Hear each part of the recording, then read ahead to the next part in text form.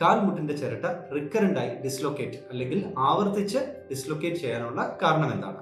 പ്രധാനമായും ലിഗമെന്റിന് അയവുള്ള പെൺകുട്ടികളിലാണ് കാലിന്റെ ചിരട്ട വീണ്ടും വീണ്ടും തെറ്റാറുള്ളത്. എന്നാൽ സ്പോർട്സിൽ ഏർപ്പെടുന്നവർക്കോ അല്ലെങ്കിൽ ഇതിനു മുമ്പ് ഇഞ്ചുറി ഉണ്ടായിട്ടുള്ളവർക്കോ ഇത് സാധാരണമാണ്. സ്പോർട്സ് ഇഞ്ചുറീസിൽ വളരെ കോമൺ ആയി കാണുന്ന ഒരു അവസ്ഥയാണ് കാൽമുട്ടിന്റെ ചിരട്ട തെറ്റുന്ന അവസ്ഥ, അതായത് പറ്റല്ലാർ ഡിസ്ലൊക്കേഷൻ.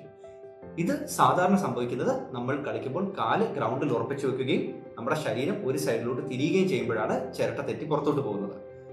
എന്നാൽ ഫീമെയിൽസിലും ലിഗമെന്റ് ലാക്സിറ്റി ഉള്ളവരിലും കാലിന്റെ മുട്ടിന്റെ ഷേപ്പിന് വ്യത്യാസമുള്ളവർക്കും ഈ ഒരു അവസ്ഥ ഇഞ്ചുറി ഒന്നും ഇല്ലാതെ തന്നെ സംഭവിക്കാറുണ്ട്.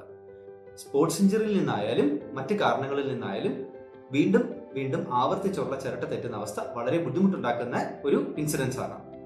റിക്കറന്റ് ആയി ചിരട്ട തെറ്റുന്ന അവസ്ഥയിൽ നമ്മൾ ഒരു MRIയും CTയും എടുത്തതിന് ശേഷം അതിന്റെ കാരണം മനസ്സിലാക്കി സർജറി ചെയ്ത് അതിൽ നിന്നും പൂർണ്ണ റിലീഫ് നേടേണ്ടതാണ്. സ്വന്തമായോ അല്ലെങ്കിൽ നമ്മുടെ ഫ്രണ്ട്സിന്റെയോ മറ്റോ ചിരട്ട തെറ്റിയതായിട്ട് നമുക്ക് തോന്നുകയാണെങ്കിൽ കാല് പൂർണ്ണമായും നീട്ടി വെച്ചതിന് ശേഷം തള്ളുവിരൽ കൊണ്ട് ചിരട്ട ജസ്റ്റ് ഒന്ന് പ്രസ് ചെയ്ത് കൊടുത്താൽ അത് യഥാസ്ഥാനത്ത് വീഴുന്നതാണ്.